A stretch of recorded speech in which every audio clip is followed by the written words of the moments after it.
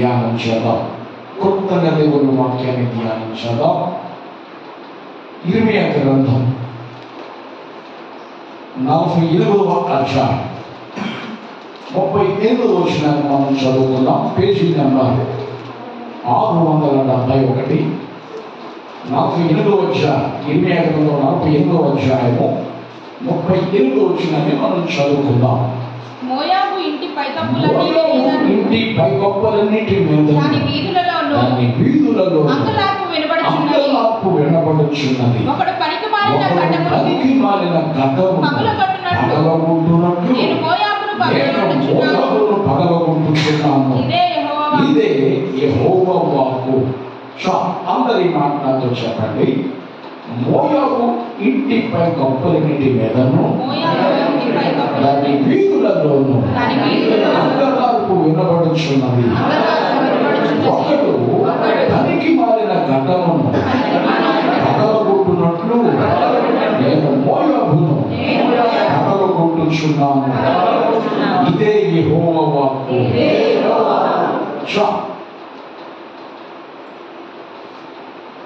మనం బైబిల్లో మనం చదువుతున్నాం. నేను మోయాబును పగలగొట్టుచున్నాను. తెలియదు మాట. మోయాబును పగలగొడుతున్నాడట. మోయాబు ఇంటిపై కప్పులన్నింటి మీద ఇంటి కప్పులు తీసివేసి దాని వీధిలో అందలారు వినబడేటట్టు దేవుడు చేస్తాడట. ఒకడు పనికి మారిన ఘటమును పగలగొట్టినట్లు మోయాబును దేవుడు పగలగొడతాడట. ఎందుకు మోయాబు ఎవరు? ఈ మోయాబుకి దేవుడు ఏమి చేశాడు? ఎందుకు మోయాబు ఎవరు? ఈ మోయాబుకు దేవుడు ఏం చేశాడు? ఈ విషయాలు మీకు తెలియాలి. ఈ మోయాబు లోతు సంతతి వాడు. ఎవరు సంతతి వాడు? లోతుకి ఎట్లా వచ్చాడు? లోతుకి ఈ సంతానం ఎట్లా కలిగింది? ఆ విషయం కూడా మీకు పూర్తిగా నేను చెప్పాలి.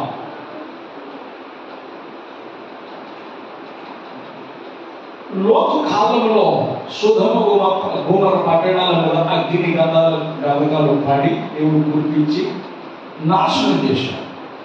అటువంటి సందర్భంలో అందరూ స్త్రీలు, పురుషులు, చిన్నలు, పెద్దలు, వృద్ధులు అందరూ మారిమస్ అయిపోయారు. అయితే అక్కడి నుంచి లోతును తన భార్యని తన ఇద్దరు కూతుళ్ళను దేవుడు తప్పించాడు. తప్పించి సోయాల్ అనే ప్రాంతానికి వెళుతూ ఆ చిన్న ప్రాంతంలో నివాసం చేస్తా ఉన్నాడు. లోతు కూతుళ్ళకి ఎంగేజ్మెంట్ అయింది. తన కుమార్తెలను పెళ్ళాడనై ఉన్న అల్లుడి దగ్గరికి వెళ్ళి లోతు పట్టణాన్ని నాశనం చేయబోతున్నాడు, బయటికి రండి అని చెబితే లోతు అల్లుడికి ఎగతాళి చేసేవాడిగా ఒక కమీడియన్గా కనబడ్డాడు. వాడు వాడు నాశనం అయిపోయాడు.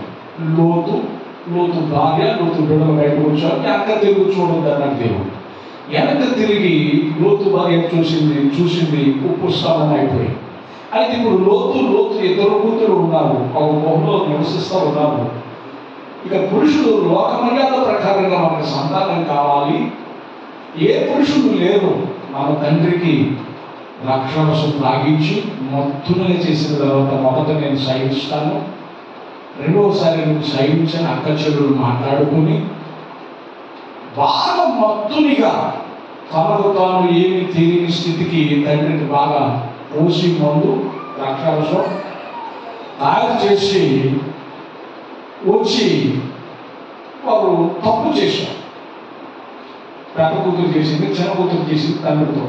ఆ సంతానమే అమ్మోనీయులు ప్లస్ మోయాబీయులు. ఈ మోయాబు లోతు సంతానం. అయితే లోతు ఎందుకు చేశాడు? దేవుడికి తెలియదా? దేవుడికి తెలుసు. దేవుడికి తెలుసు. స్తోత్రం చెప్పండి. హల్లెలూయా. కానీ లోతు చేసినట్లు మనం చేయకూడదని దేవుడు మనకు అపరాయించాడు. తప్పు తప్పే, ఒప్పు ఒప్పే. నీతిమంతుడే రాశాడు, నీతిమంతుడు దారి తప్పడని రాశాడు, నీతిమంతుడు సరైనడని దుర్మార్గుడు సరైనడని రాయించాడు. అది దేవుడు గొప్పతనం. స్తోత్రం చెప్పండి. ఉదాహరణ, ఈ లోకంలో కూడా ఎన్నో సంబంధాలు ఉన్న దగ్గరికి ప్రార్థన చేయించుకోవడానికి వచ్చారు. ఒక అన్న చెల్లెల్ని ఒక హాస్టల్లో పెట్టారు, ఒక రూమ్లో పెట్టారు. బయట దేవుడికి తెలీదా, లోతుకు తెలీదా, ఆమెకే మాత్రం తెలీదా? తాను కూడా అంటాడు, రాత్రి ఏం మాట్లాడి నాకు గుర్తులేదంట.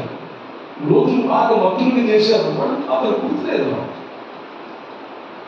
ఆ సంబంధం ఒక విషయం నా దగ్గరకు వచ్చింది. అన్న చెల్లెళ్ళు లోపల ఉన్నారు. అన్న చెల్లెళ్ళని పెడితే అన్నయ్య చెల్లికి తప్పు చేశాడు, కడుపు చేశాడు. నా దగ్గరకు వచ్చి ప్రార్థన చేయమంటారు. ఏం చేయాలి నేను?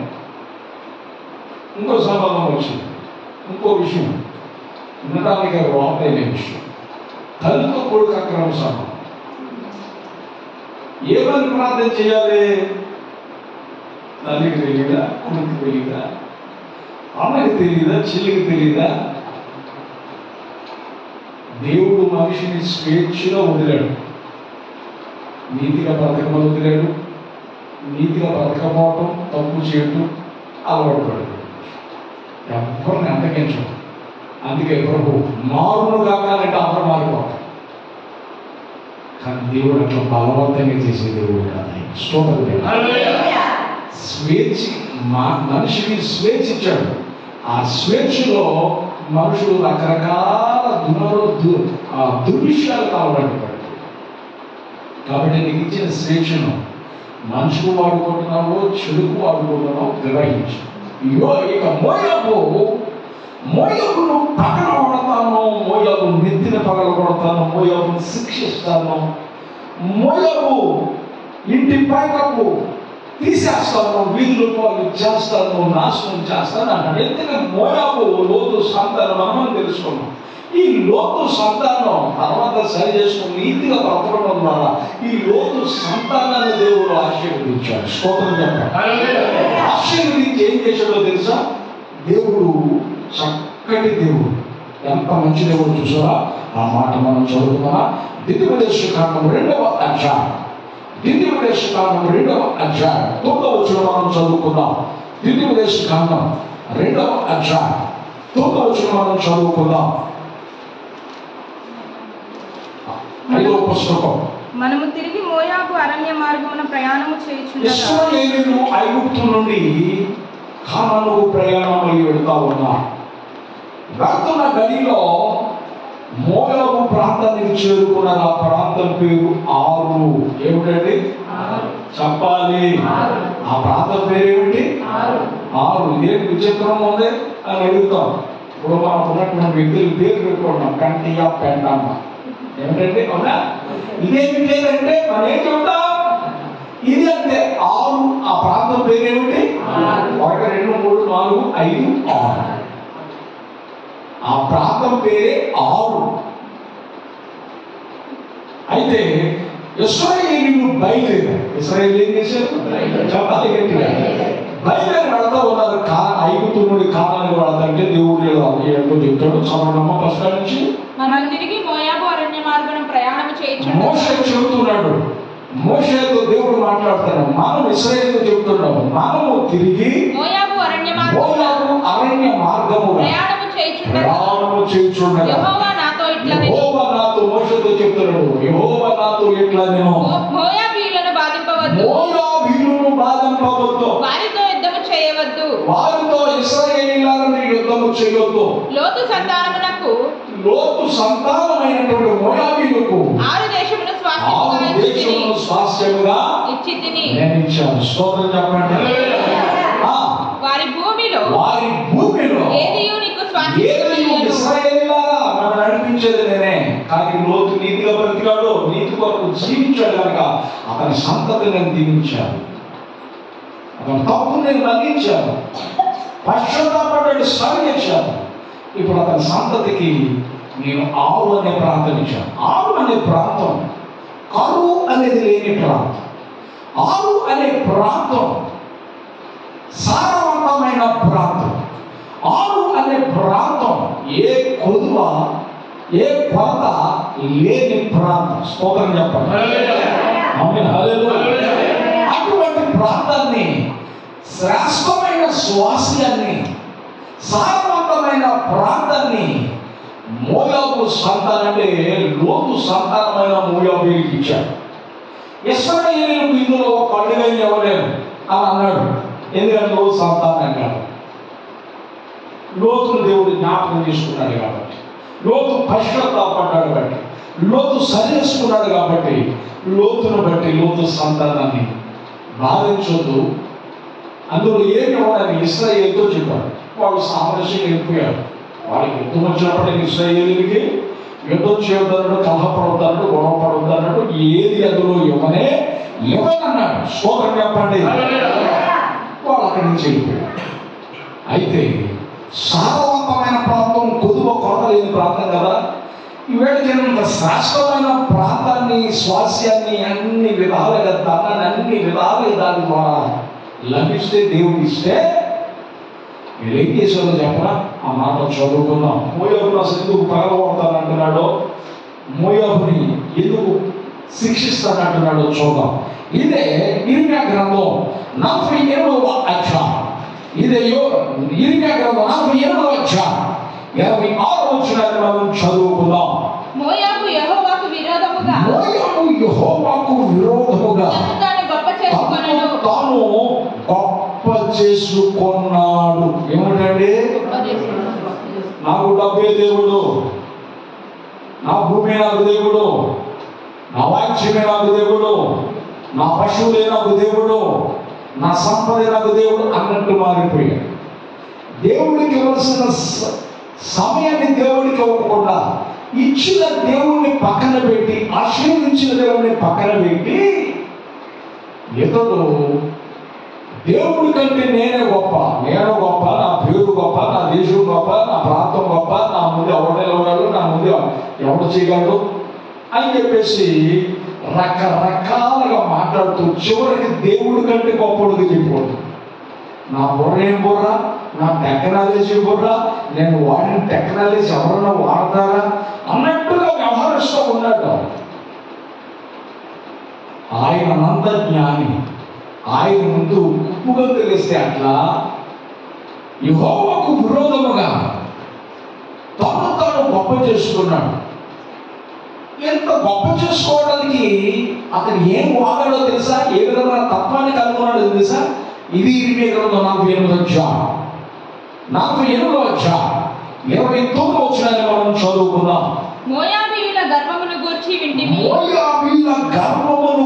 వింటిమి, వారు బహు గర్వపోతులు. అబ్బా, ఏమిటండి? వారు బహు గర్వపోతులు. చెప్పాలి. వారు మోయాబీయులు ఎటువంటి వాళ్ళు? బహు గర్వపోతులు. పోతులు ఉన్నాయి, సోమరిపోతులు ఉన్నాయి, నిద్రపోతులు ఉన్నారు, త్రాగుబోతులు ఉన్నారు, తిండిపోతులు ఉన్నారు, తిరుగుబోతులు ఉన్నారు. కానీ దానితో పాటు గర్వపోతులు కూడా. స్తోత్రం చెప్పండి. గర్వపోతులట. అలాగపరిచే మాటలు, వాళ్ళ అహం, వాళ్ళ గర్వం, వాళ్ళ ప్రగల్భాలు మామూలుగా లేవు. అంత దారుణంగా దేవుడి మీద సెటైర్లు వేస్తూ, దేవుడిని తప్పు చేసి మాట్లాడుతూ తినేశ్వరుడు ఎవరే చెప్పాలి. ఆరుని ప్రాంతం ఎవరించారు? ఇశ్రాయేలు మాట్లాడడానికి వెళ్తారేమో అని చెప్పేసి వాళ్ళతో మీరు మాట్లాడదని చెప్పారు దేవుడు. ఎంత మేలు చేసే ప్రార్థన ఇచ్చాడు. కలహాలు లేకుండా మీరు వెళ్ళండి, వాళ్ళని మీకు ఇవ్వదని ఎంత ప్రేమించి చెప్తే, ఇచ్చిన దేవుడికి అన్నం పెట్టిన చేతికి సొమ్ము రాస్తున్నాం. సోదం ఏం చేస్తున్నారండి? చెప్పాలి. అన్నమా, సొనమా, కన్నమా? చెప్పాలి గట్టిగా. అది బాగా చెప్పాడు. అన్నం పెట్టిన ఆయనకి ఏం పెట్టున్నారు? సొన్నం, కన్నం. సోదం చెప్పండి.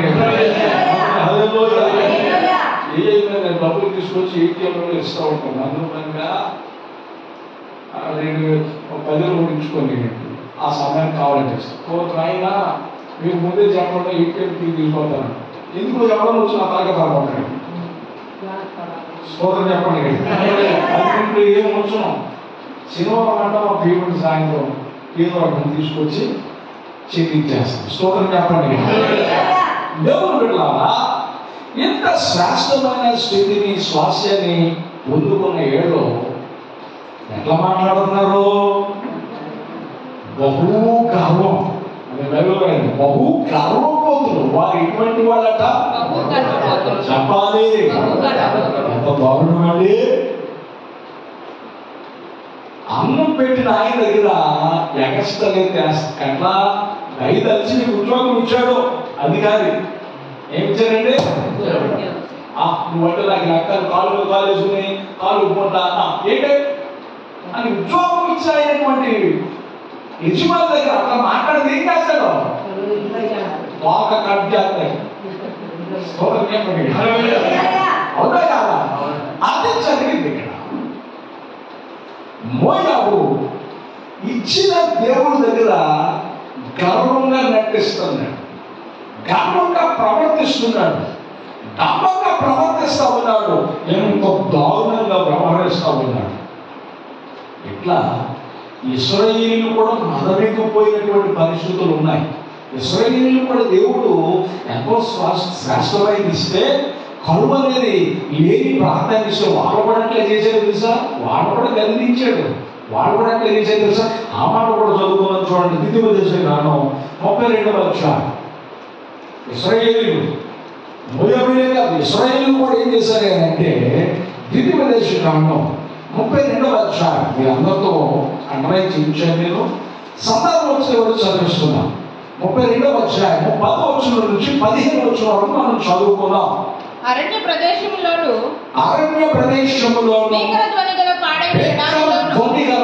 పాడైన ఎడారిలోను ఇశ్రాయేలును ఆకర్షించి కనుగొని ఆవరించి పరామర్శించి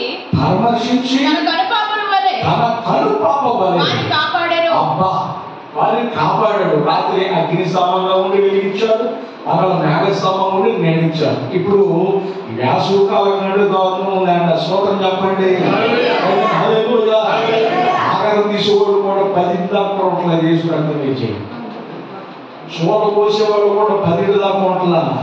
ఎందుకని చెప్పాలి? బుడగే పలిగిపోతుంది. స్తోత్రం చెప్పండి. అన్నీ ఉంటే ఇంకేమైపోతే అన్నీ వచ్చేస్తాయి. మనకి ఏమి వచ్చేస్తాయి? నీరసం వచ్చేస్తుంది, అమ్మకం కుదవుతుందా? నీకు అంతే చేసుకుంటే స్తోత్రం చెప్పండి. రాత్రి అగ్నిస్తంభంగా పనిచేసాడు, పగలు మేఘస్తంభంగా ఎండ తగలకుండా చల్లటి వాతావరణం, అది ఏసీ. స్తోత్రం చెప్పండి. చల్లటి వాతావరణం దేవుడు నడిపించాడు. అట్లా చేస్తే మనోడు తిని మదించి వాళ్ళకి కళ్ళు తోచేసాడు. దేవుడు ఇస్తే చదువుదాం.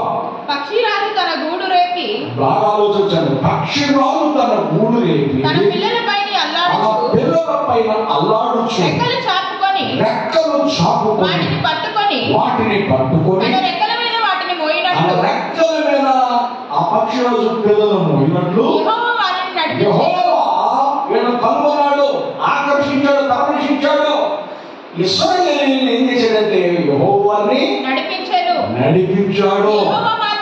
యెహోవా మాత్రమే నడిపించాడు. అన్యుల యొక్క దేవుళ్ళలో ఏ దేవుడు ఆయనతో కూడా సమమైన వారు కాదు, తగిన వారు కాదు, ఆయనతో ఉండలేదు. భూమి యొక్క ఉన్నత స్థలం మీద ఇశ్రాయేలుని ఎక్కించాడు.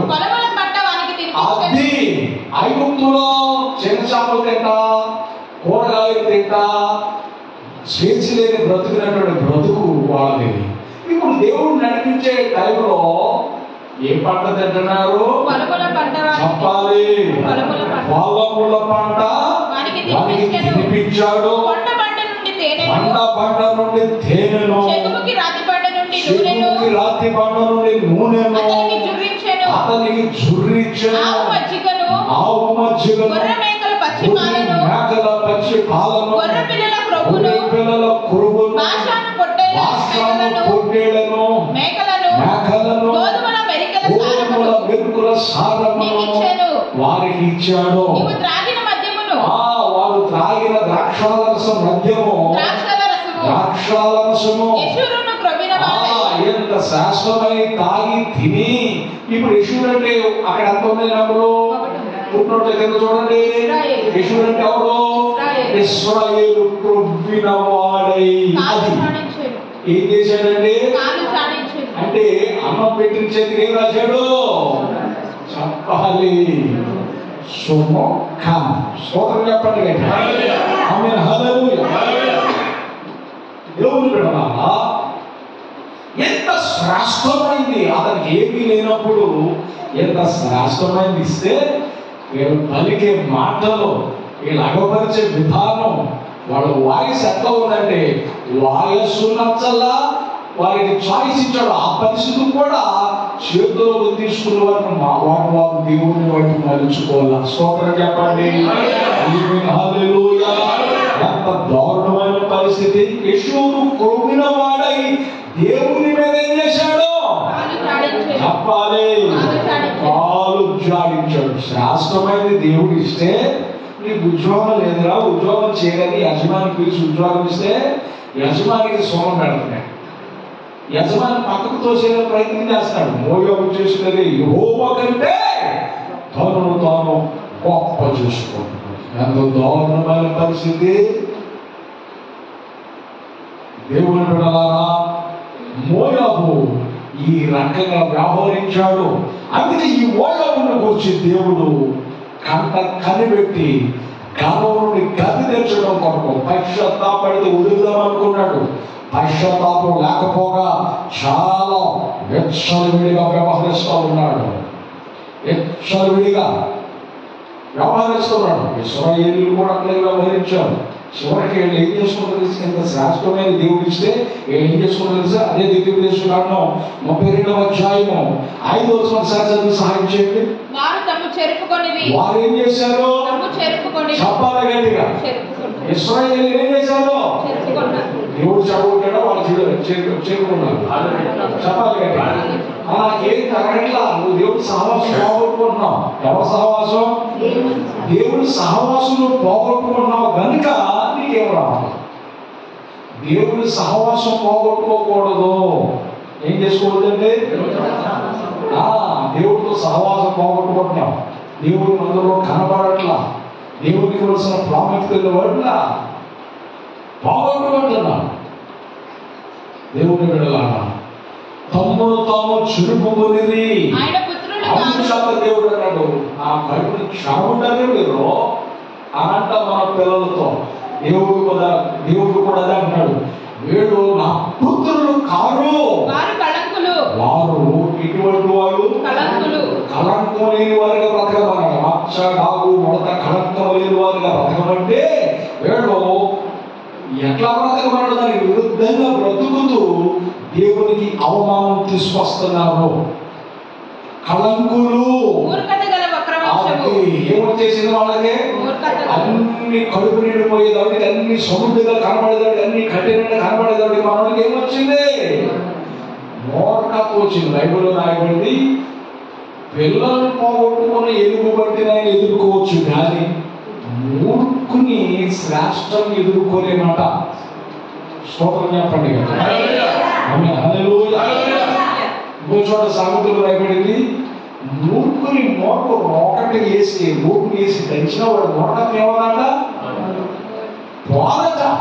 సామెతలో రాయబడింది. అంటే వాడు మూర్ఖత గల వక్ర జనం అయిపోయారు. ఏ వక్ర జనం అండి? మూర్ఖత గల వక్ర వంశం, వక్ర జనముగా మారిపోయారు. అన్ని ఇచ్చి చెడగొట్టాడు. ఇప్పుడు సహజంగా పన్నోళ్ళు 9 గంటలకు వస్తారు, 1 గంటలకు భోజనానికి వెళ్తారు, మళ్ళీ సాయంత్రం 2:30కు వస్తారు, సాయంత్రం 5:30, 6 ప్రాంతంలో వెళ్ళిపోతారు. అది సహజం. కానీ అంతకు మించి ఇంకొకరు వస్తారు 6 గంటలు ఎట్లా చేసుకుని పోయి పొద్దున్నే 6ంటికి వచ్చేవాళ్ళు 7 గంటలకు రావడం ప్రారంభించారు. 7 గంటలకు వచ్చిన వాళ్ళు 11:30కి వెళ్ళిపోతున్నారు. 500 వల్ల మీరు ఎట్లా చేయటం పద్ధతి కాదు. న్యాయం ఉండాలి, ధర్మం ఉండాలి. 6ంటికి వచ్చి 12 గంటల దాకా చేశారే కదా ధర్మం అంటే మీ పనికేమా?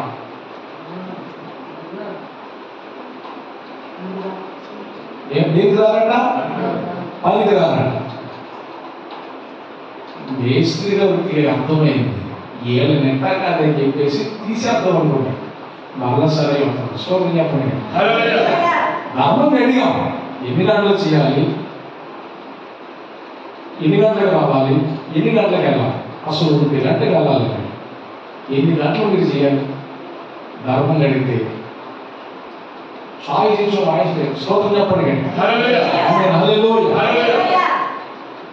అదేమనుకున్నారో ఆలోచించుకున్నారు, ఏం చేశారో తెలియదు కానీ మళ్ళా మా దగ్గరికి వచ్చారు. స్తోత్రం చెప్పండి. ఏమంటే చెప్తే సరి చేసుకోవాలి, సరి చేసుకున్నారు. దేవుడు దీవించుకున్నారు. రాయబడింది మూర్ఖత గల ఒక్కర వంశం. అందుకే దేవుడు అంటాడు ఏక మీరు మారు. మూలవుల గురించి కూడా దేవుడు మాట్లాడు, వారు బహు గర్వపోతులో, అందుకే వారిని శిక్షిస్తారు. వారు మాడులు పగిలేటట్టు కొడతారు, వారిని భయంకరంగా శిక్షిస్తారు. చివరికి దేవుడిని రకాలుగా మాట్లాడినా దేవుడి లెక్క చేయకుండా దేవుడి కంటే గొప్పగా వాడు పూడుకుంటూ మాట్లాడుకుంటూ ఉన్నారు. అందుకే దేవునికి కోపం వచ్చింది. ఇట్లా ఎందుకు పూడుకుంటే ఇట్లా చేస్తున్నారు తెలిస్తే దేవుడు వారిని ఆశీర్వదించాడు. అది చూసుకుని ఆశలు చూసుకుని పొంగిపోతున్నారు. దయచేసి ఆ మాట కూడా చదువుకుందామా? ఇర్మియా గ్రంథం 49వ అధ్యాయం. ఇర్మియా గ్రంథం 49వ అధ్యాయం 4వ వచనం మనం చదువుకుందాం. విశ్వాస ఘాతకులారా, పేజీ నెంబర్ 671. విశ్వాస ఘాతకులారా, నా యొద్దకు ఎవడునూ రాలేడని ఆశ్రయముగా చేసుకున్నదాన. స్తోత్రం చెప్పండి. ఏం చేసుకున్నాడంటే ఆశ్రయం చెప్పాలి. ధనవంతుడు కదా సామెతలో అడిగాడు, ధనమే ఆశ్రయం అనుకుంటాడు. ధనాన్ని దేవుడు శ్రేష్టమైన శ్వాస ఇచ్చి ధనాన్ని సంపాదించుకున్న తర్వాత ధనమనే దానిలో గీత తీసుకుని అందులోనే ఉన్నాడట. నా ధనం ద్వారా ఏదైనా చేయగలను, సిటీకేసి ఏదైనా చేసుకోగలను మాట్లాడుతున్నాడు. అందుకే దేవుడు విశ్వాస ఘాతకుడా, ధనమును ఆశ్రయం చేసుకున్నావు. అందుకు దేవుడు ఏం చేస్తాడు తెలుసా?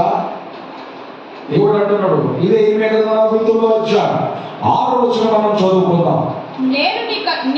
నేను నీ చుట్టూ ఉన్న వారందరి వలన నీకు భయం పుట్టించుచున్నాను. స్తోత్రం చెప్పండి. హల్లెలూయా. దేవుడు ఏం చేస్తున్నాడండి? చెప్పాలి గట్టిగా. నీ చుట్టూ ఉన్న అందరు వాళ్ళు ఏం చేస్తాను? భయం పుట్టిస్తాను. చూసారా ఎంత దారుణం? పశ్చాత్తాపం పడకపోతే శిక్ష పెరిగిందే కానీ తరగదు. శిక్ష పెరిగిందే కానీ తరగదు.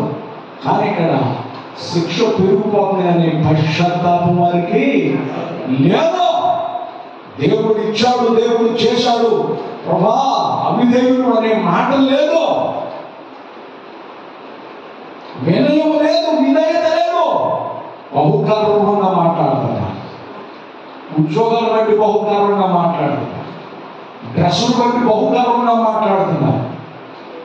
నీ సర్వీసింగ్ 35 సంవత్సరాలు 8 సంవత్సరాలు ఉండేమో, తర్వాత నేను ఆ పూజలు లేక చేయను. స్తోత్రం. హల్లెలూయా. తర్వాత నేను ఎవరు లేక చేయను. దేవుని బిడ్డలారా, మీరు ఆలోచించండి. ఈ లోకంలో ఏది శాశ్వతం కాదు. దీన్ని బట్టి విరవడేయకూడదు, దీనిని బట్టి విరవడేయకూడదు. ఇక్కడున్న ఈ వస్తువు అయినా ఏదైనా నాకు సంబంధించింది కాదు. మా తరతరాలు సేవ చేసుకుంటూ పోవాలి కానీ అమ్మే హక్కు ఎవరికే లేదు. దేవుడు చూడలేదే. ఎవరైనా సరే, ఏ స్థలమైన ఏదైనా సరే అమ్మేదానికి అవకాశం ఉంది. సేవ చేసుకుపోతామే. అందుకే మాది మేము అని మేము అనం. వస్తే ఏం తెచ్చా, రేపు పోతామా, ఏం తీసుకుపోతాం. మన ముందున్న రాజశేఖర రెడ్డి గారు ఏం తీసుకుపోయాడు, ఎన్టీ రామారావు గారు ఏం తీసుకుపోయాడు, మనమేం తీసుకుపోతాం. దిగంబరి వచ్చే దిగంబరి కప్పు, అది సత్యం. స్తోత్రం చెప్పండి. ఎగురుబాటు దేనికి? ఏదో సాగతం. అందరూ ఎక్కిస్తే బుద్ధి బొమ్మలు ఎగిరింది. ఏమిటంటే చెప్పండి గట్టిగా. అమ్మలు ఎక్కిస్తే బుద్ధి ఎక్కడికి వచ్చిందంటే బొమ్మలు తిరిగిందంటే. ఎంత అందం ఉన్నా కళ్ళు ముగ్గురు ఉన్న బంగారు కబురే అండి. స్తోత్రం చెప్పండి. దేవుడు ఎంత ఎక్కిస్తే ఎంత దీవిస్తే వాళ్ళు పగలబలుతున్నారు. నీకు ప్రజల చేత భయపుట్టిస్తా. ఎవడు ఎప్పుడు వచ్చి ఏదో చూపిపోతాడో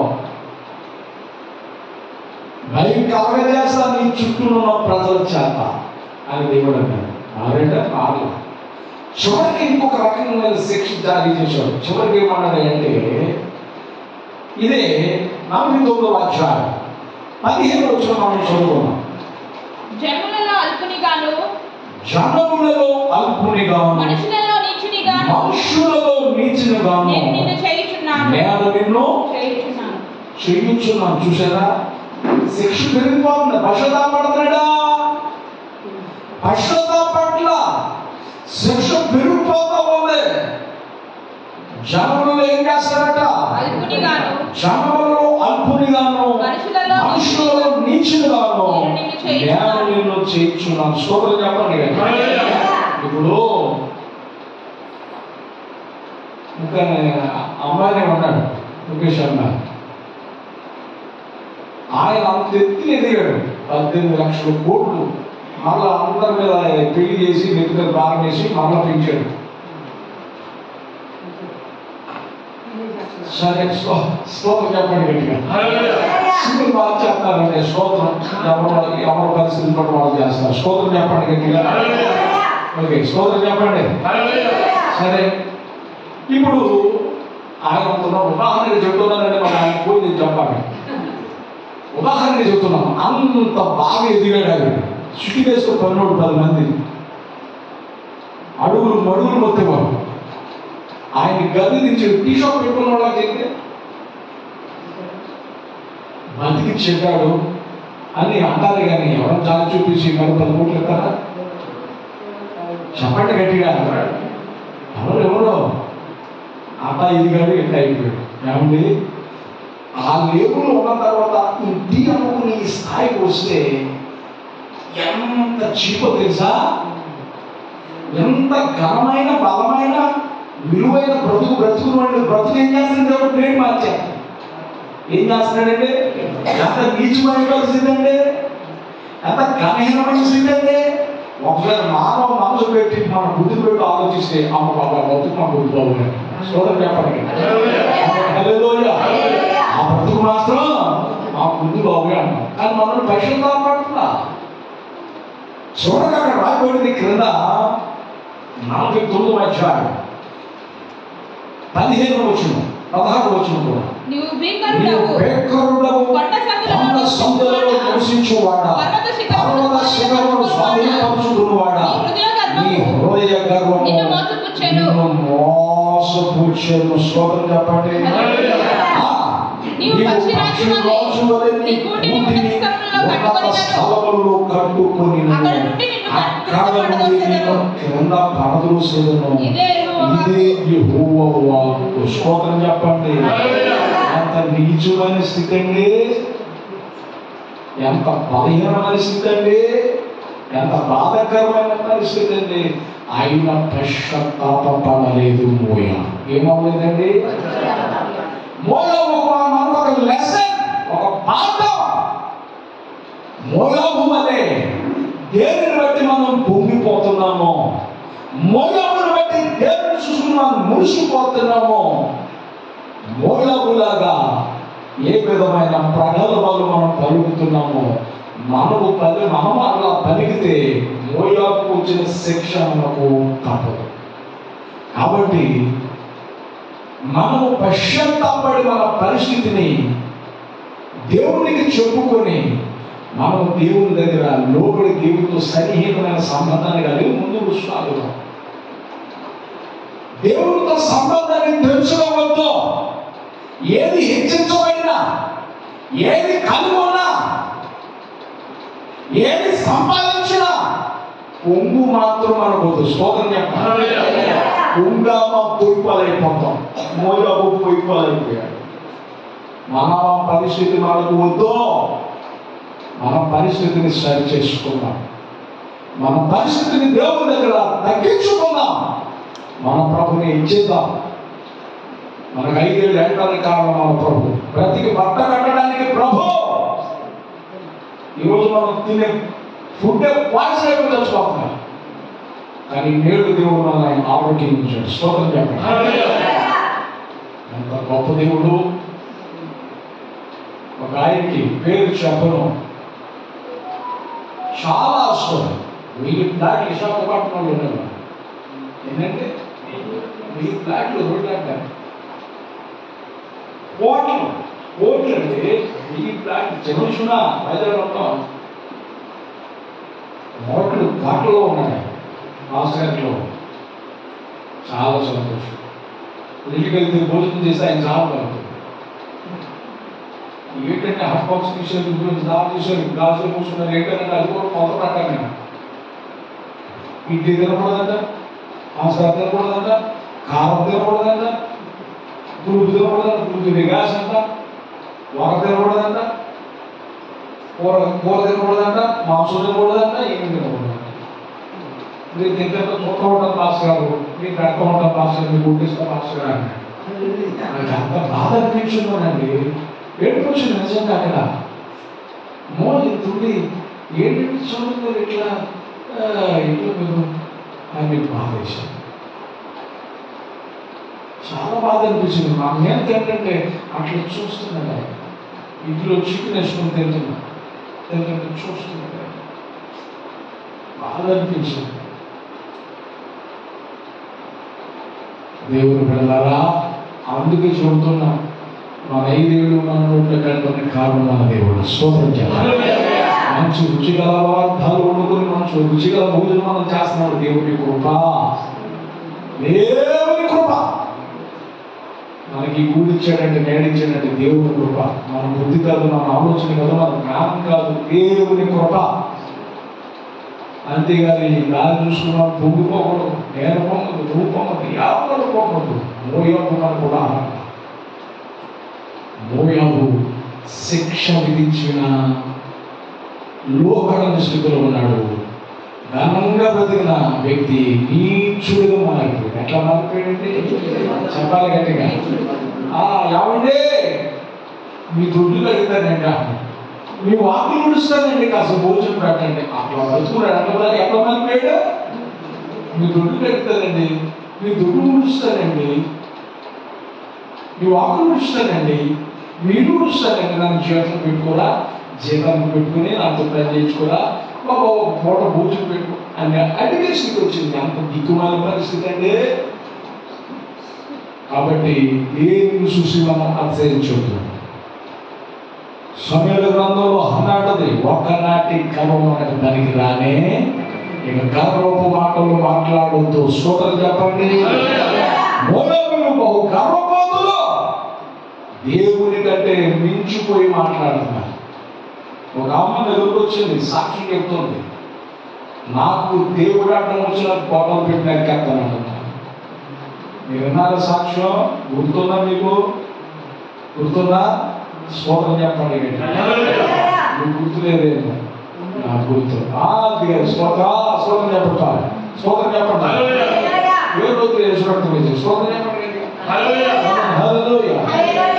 ఎందుకండి అహం ఆకాశం వైపు చూసి మూసి ఎవరి మీద పడితే చెప్పాలి. అది తప్పించుకోదామా? దేవుడి మీద ఈ రకంగా మాట్లాడదు సభవు కాదు. దేవుడు దేవుడే, మనుషుడు మనుషుడే. మన పరిస్థితులను సరి చేసుకున్నాం, పశ్చాత్తాపడదాం. ఒకవేళ సంబంధాన్ని దేవుడితో సహవాసం పాడు చేసుకోవడమేమో, జరగవలసిన జరగట్లేదేమో, సరి చేసుకుని తగ్గించుకొని దేవుడిని హెచ్చించి ప్రార్థన చేద్దాం. మన పరిస్థితులను మార్చబడతాయి. దేవుడి మాట దీవించును గాక.